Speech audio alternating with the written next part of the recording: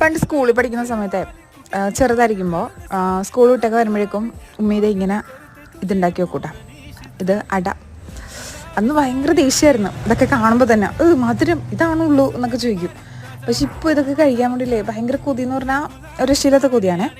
അപ്പോൾ ഇതിപ്പോൾ ഒന്ന് കുട്ടികൾ സ്കൂളിൽ നിന്ന് വരുമ്പോൾ കൊടുക്കാൻ വേണ്ടിയിട്ട് ഞാൻ തന്നെ ഉണ്ടാക്കിയതാണേ.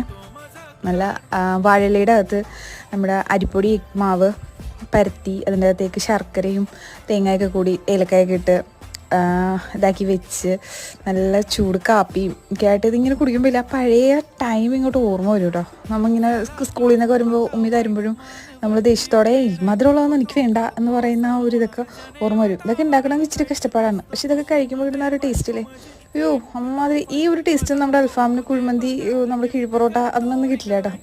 എനിക്ക് ഇല്ലെങ്കിൽ ഈ വാഴയിലയിൽ വെച്ച് ഉണ്ടാക്കിയാലും ഭയങ്കര ഇഷ്ടമാണ്.